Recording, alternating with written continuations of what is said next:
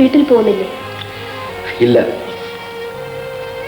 കുറെ ദിവസമായി വീട്ടിൽ പോയിട്ട് ഇനിയും ഇവിടെ താമസിക്കുന്നത് ശരിയല്ല. എന്തിനാണ് ഇങ്ങനെ വീട്ടിൽ കയറാതെ നടക്കുന്നത്? എനിക്കറിയില്ല. വീട്ടിൽ പോകുന്നില്ലെങ്കിൽ പോട്ടെ, ആശുപത്രിയിൽ പോയി ബിന്ദുവിനെ ഒന്ന് കണ്ടുകൂടെ? രാജ പോയി കിടന്ന് ഉറങ്ങിക്കോളൂ. ചേട്ടനെന്ന് പറഞ്ഞ് മനസ്സിലാക്കൂ. ബിന്ദുവിന് സുഖമില്ലാതായതിനു ശേഷം ആശുപത്രിയിലും പോകാറില്ല, വീട്ടിലും പോകാറില്ല.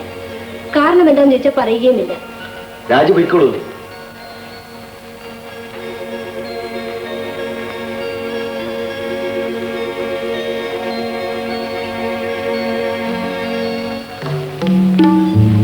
ബിന്ദുവിന്റെ കാര്യത്തിൽ തീരുമാനമെടുക്കുന്നത് ആലോചിച്ചു.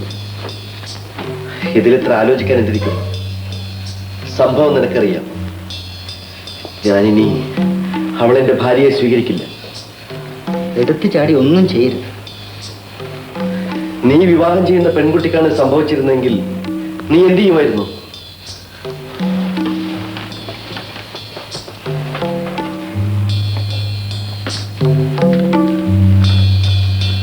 ഉപദേശിക്കാൻ എളുപ്പമാണ്, സ്വന്തം ജീവിതത്തിലാവുമ്പോഴേ വേദന അറിയും.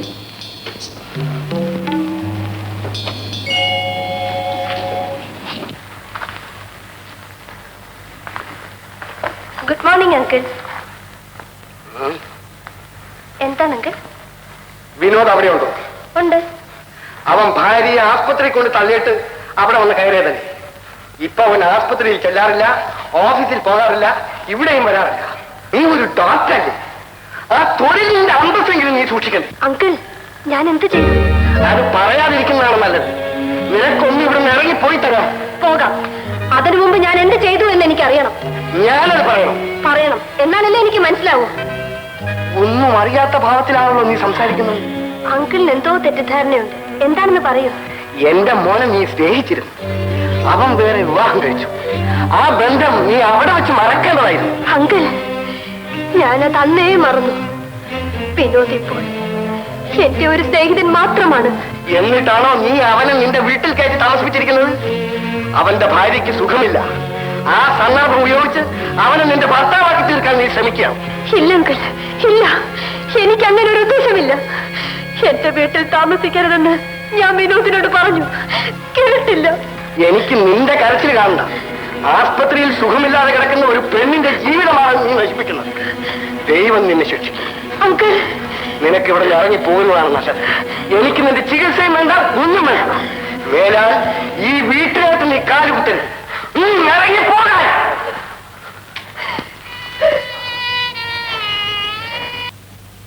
എന്താ രാജി? നിങ്ങൾ ഇവിടെ താമസിക്കാൻ പാടില്ല, ഇറങ്ങിപ്പോണം. ഞാനിവിടെ താമസിക്കുന്നത് കൊണ്ട് എന്താണ് കുഴപ്പം? അത് നിങ്ങളുടെ അച്ഛനോട് ചോദിക്കേണ്ടതാണ്. നിങ്ങൾക്കൊരു ഭാര്യയുണ്ട്, അവൾ ആശുപത്രിയിലാണ്.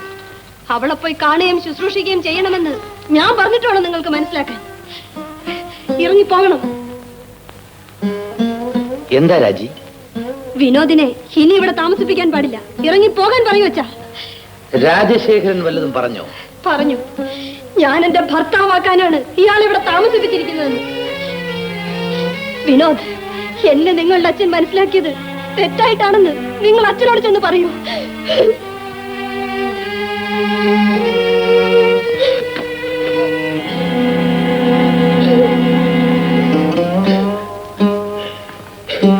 മോളെ. രാജി, അച്ഛൻ വിവരമില്ലാതെ എന്തോ പറഞ്ഞിട്ടുണ്ടാവും, ക്ഷമിക്കുക. വിനോദ്, വിനോദ്,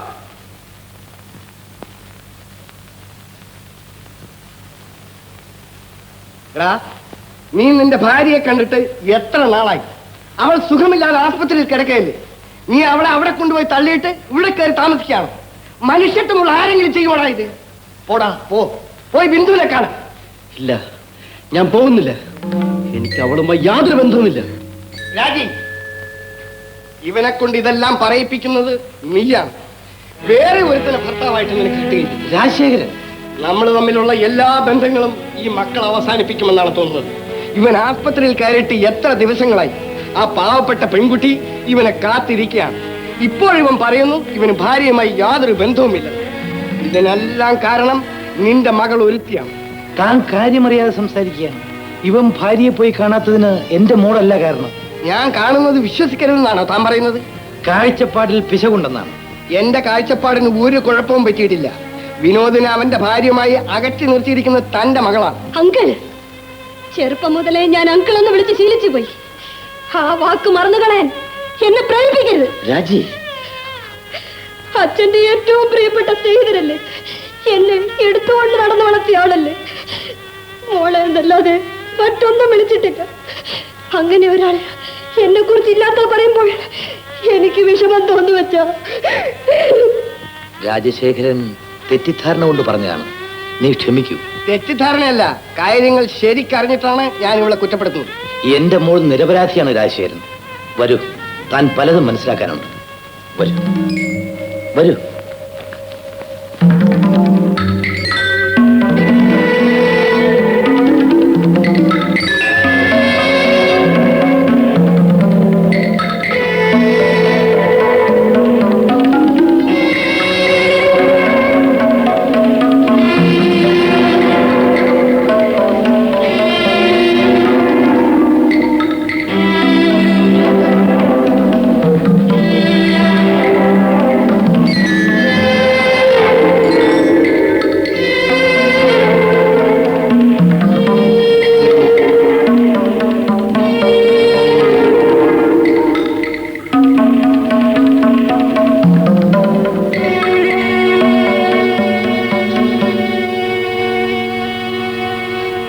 മോളെ, നിന്നെ ഞാൻ തെറ്റിദ്ധരിച്ചു. അറിയാതെ എന്തൊക്കെയോ പറഞ്ഞു. നീ ക്ഷമിക്കൂ. അച്ഛാ, എല്ലാവരും എന്തൊക്കെയോ എന്നിൽ നിന്ന് ഒളിക്കുന്നുണ്ട്. എന്താണത്? ഞാനും കൂടെ അറിയട്ടെ. തൽക്കാലം നീ അതൊന്നും അറിയണ്ട. വിനോദ്, ബിന്ദു എന്തായാലും നിന്റെ ഭാര്യ. അവളോട് നീ ക്ഷമിക്കണം മോനെ. അച്ഛാ, ഇതെന്റെ സ്വന്തം കാര്യമാണ്. അച്ഛൻ ഇതിൽ ഇടപെടരുത്. ഞാൻ പോകും. എനിക്കത് രാജശേഖരനോട് പറയേണ്ടതായി വന്നു. വിഷമിക്കണ്ട. ബിന്ദുവിന് ചെറുപ്പത്തിൽ പറ്റിപ്പോയ ആ തെറ്റ് രാജശേഖരൻ ക്ഷമിക്കാനും തയ്യാറാണ്. ബിന്ദുവിനെ കാണണമെന്ന് അയാൾ വിനോദിനോട് പറഞ്ഞിട്ടുണ്ട്. വിനോദ് എന്ത് പറഞ്ഞു ഡോക്ടർ? അവൻ ബിന്ദുവിനെ സ്വീകരിക്കില്ല. ബിന്ദുവിനെ ഇന്ന് തന്നെ കൂട്ടിക്കൊണ്ടുപോയിക്കൊള്ളൂ. എനിക്ക് അവളുടെ കാര്യത്തിൽ സഹതാപമുണ്ട്. നിങ്ങളുടെ വീട്ടിലേക്ക് കൂട്ടിക്കൊണ്ടുപോകുന്നതാണ് നല്ലത്. വിനോദിനെ അവൾ അന്വേഷിക്കും. ഞാൻ എന്ത് പറയും ഡോക്ടർ? എന്തെങ്കിലും ഒഴിവ് കഴിവുകൾ പറയണം. വീണ്ടും അവളുടെ മനസ്സിന്റെ സമനില തെറ്റാതെ സൂക്ഷിക്കണം. ആ സംഭവം അവൾ മറന്നിരിക്കുകയാണ്. ഇനിയും അവളത് ഓർത്താൽ അവളുടെ ജീവൻ അപകടത്തിലാവും. സൂക്ഷിക്കാൻ വേണ്ടിയാണ് ഞാനിത് പറയുന്നത്.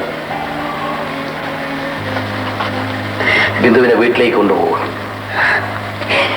വിനോദിനെ കണ്ടില്ലല്ലോ അമ്മേ. നമുക്ക് നമ്മുടെ വീട്ടിലേക്ക് പോവാം. വിനോദ് അവിടെ വരും. ഞാൻ വിനോദിനെ കണ്ടിട്ടേ വരൂ. പറയുന്നത് കേൾക്കൂ. വിനോദ് വരും. എനിക്ക് വിനോദിനെ കാണണം. പറഞ്ഞത് കേട്ടില്ലേ? നമുക്ക് പോകാം. വിനോദിനെ പിന്നെ കാണാം. അതെന്താണ് അമ്മേ? വിനോദിനെ കാണാതെ ഞാൻ വരില്ല. വിനോദ് എവിടെയാണ്? നമുക്ക് അങ്ങോട്ട് പോവാം. പോകാം മോളെ. നീ വിനോദിനെ കണ്ടിട്ട് പോയാൽ മതി.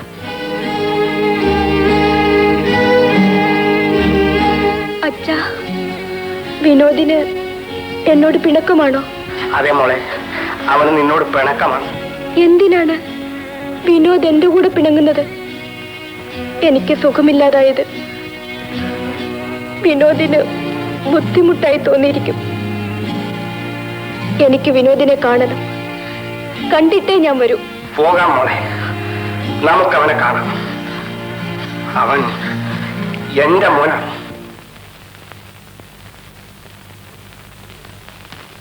ബിന്ദു വിനോദിനെ കാണാമെന്നാണ്.